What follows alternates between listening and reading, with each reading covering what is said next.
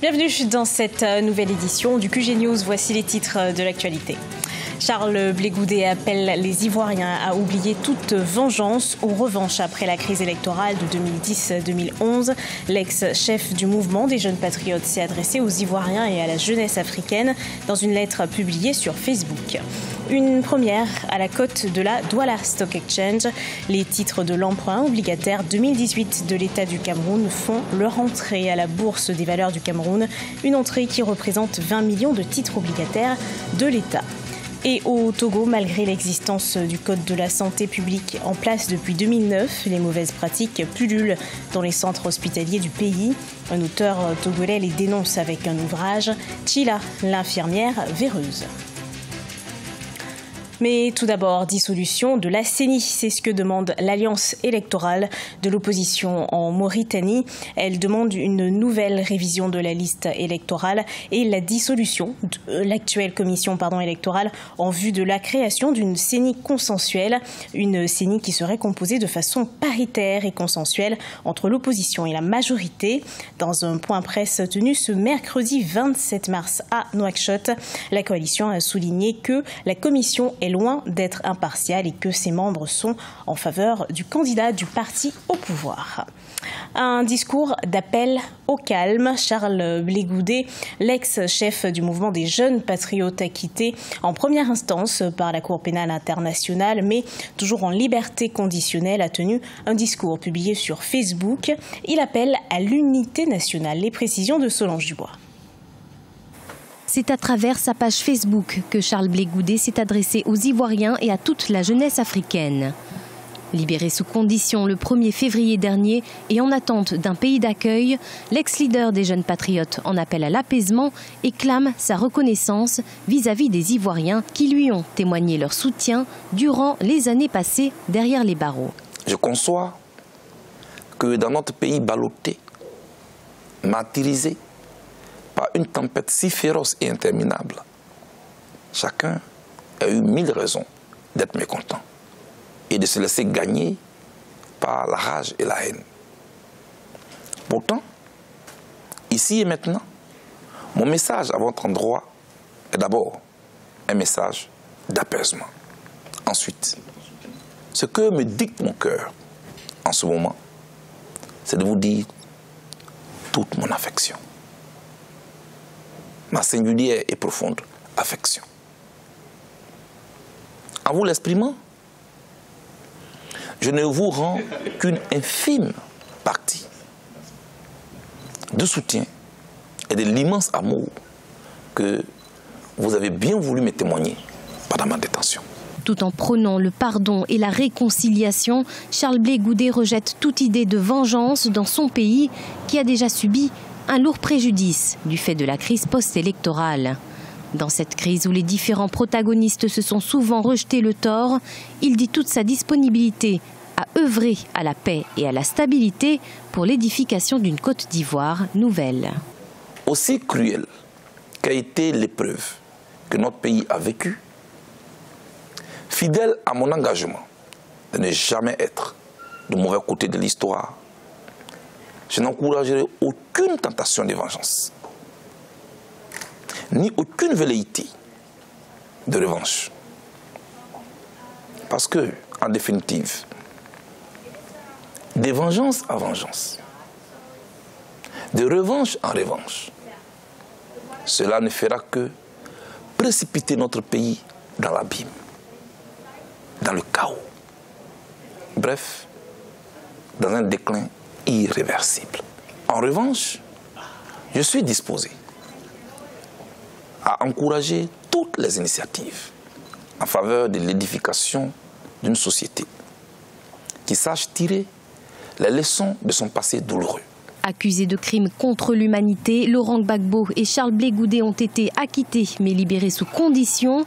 Dans l'éventualité d'un appel du procureur, ils ont passé respectivement 8 et 6 années en détention provisoire. C'est une première au Cameroun. 20 millions de francs CFA de titres entrent dans la bourse de Douala.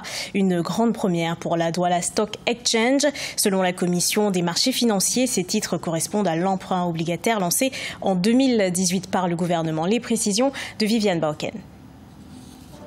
Les titres de l'emprunt obligataire 2018 de l'État du Cameroun font leur entrée à la Douala Stock Exchange, la bourse des valeurs du Cameroun. Cette entrée en bourse représente 20 millions de titres obligataires de l'État, une première à la côte de la Douala Stock Exchange. Alors c'est un signal fort et ça va contribuer à revitaliser cette place boursière et peut-être même à lui faire prendre le leadership en Afrique centrale, parce qu'on sait qu'il y a comme une lutte de leadership entre les deux places boursières, celle de Douala et celle de Libreville.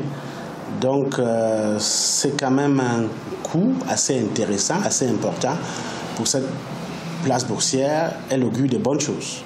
En 2018, le gouvernement du Cameroun a lancé un emprunt obligataire pour lever 150 milliards de francs CFA sur les marchés financiers. Au final, il a réussi à lever 200 milliards, dont 97 des souscripteurs se trouvent au Cameroun. Oui, certainement, ils ont trouvé des opportunités parce que c'est des opérateurs économiques. Quand chaque fois un opérateur investit, c'est qu'il y a une opportunité.